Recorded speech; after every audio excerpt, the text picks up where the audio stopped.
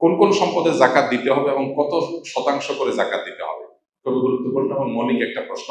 কয়েক ধরনের সম্পদের জাকাত দিতে হবে। নাম্বার 1, স্বর্ণ, রূপা, নগদ টাকা এবং বাণিজ্যিক পণ্য, অর্থাৎ যে পণ্য কেনা হয়েছে বেচার উদ্দেশ্যে, এরকম পণ্য, যেমন দোকানের মালামাল, যে সমস্ত জিনিস আপনি কিনছেন, দোকানে হোক আর বা গোডাউনে হোক আর অন্য কিছু হোক, এমনকি ল্যান্ডের বিজনেস করেন আপনি, অনেক ল্যান্ড আপনি কিনে রেখেছেন, কেন?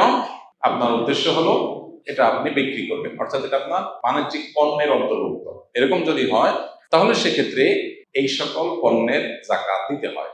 এইসব পণ্য এবং এইসব জিনিস, অর্থাৎ নগদ অর্থ, স্বর্ণ, রূপা এবং বাণিজ্যিক পণ্য, নগদ অর্থ, স্বর্ণ, রূপা, এই সব সম্পদের জাকাত দিতে হয় বছরে একবার 2.5% করে। অর্থাৎ 1 বছর যদি এটা আপনার কাছে থাকে তাহলে জাকাত দিতে হবে কত পার্সেন্ট? 2.5%। 1 লাখ টাকা থাকলে 2.500 টাকা, 1 লাখ টাকা স্বর্ণ থাকলে, স্বর্ণ রূপা মিলিয়ে থাকলে 2.500।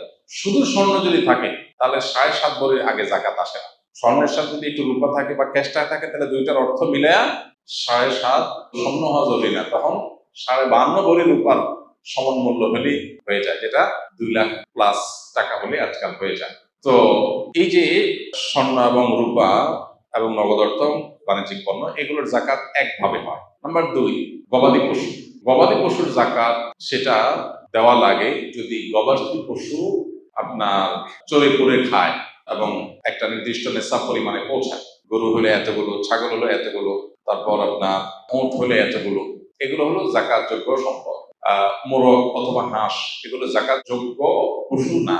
হ্যাঁ, এগুলোর জাকাত হবে যদি কেউ মুরগির ফার্মের বিজনেস করে, যে মুরগি কিনেছেন তিনি এটা বিক্রি করবেন, তখন একটা বাণিজ্যিক পণ্য হিসেবে জাকাত আসবে। পশু হিসেবে জাকাত আসবে শুধুমাত্র এই যে ছাগল, ভেড়া, দুম্বা, গরু এবং উট, মহিষ, এগুলোর জাকাত আসবে। এগুলো নির্দিষ্ট নেশাব বলে, কোনোটা 40টা, কোনোটা 5টা, আকার অনুযায়ী আপনার জাকাত আসবে। এগুলোর বছরে একবার জাকাত আসে। তৃতীয় জাকাতের আরেকটা পণ্য হলো কৃষিজাত পণ্য। কৃষিজাত পণ্য, যে সমস্ত ফসল আমরা করি, এই ফসলগুলোর জাকাত দিতে হয়। ফসলের জাকাতের নেশাব হলো 17 মণ। 17 মণ, 5 ওয়াসাক, মূলত 5 ওয়াসাক হিসাব করলে 17 মণ হয়। এই হিসাবে কিছুটা ভিন্নতর মত আছে, বাকি এটা প্রসিদ্ধ, মোটামুটি গ্রহণযোগ্য, যে 17 মণ যদি হয়ে যায় তাহলে সেখানে আপনার, যদি আকাশের বৃষ্টির পানি থেকে হয়ে যায়, প্রাকৃতিক পানি থেকে হয়ে যায়, আলাদা পানি সেচন করা না লাগে, তাহলে সেক্ষেত্রে 100 ভাগের 10 ভাগ, 10%। আর যদি এটা পানি সেচন করে চাষাবাদ করতে হয় তাহলে সেক্ষেত্রে 100 ভাগের 5 ভাগ। অর্থাৎ আমাদের দেশে যে ফসল হয় এগুলো প্রায় সবগুলোই নিজস্ব সেচ সিস্টেমের মাধ্যমে করতে হয়, অটোমেটিক হয়ে যায় এরকম জিনিস নাই, খুব কম। তো নিজস্ব পানি সেচন বা সেচ সিস্টেমের মাধ্যমে যেগুলো করা লাগে এগুলো সবগুলো প্রতি 100 কেজিতে 5 কেজি খাদ্য শস্য গরিব দুঃখীদেরকে দান করে দিতে হবে।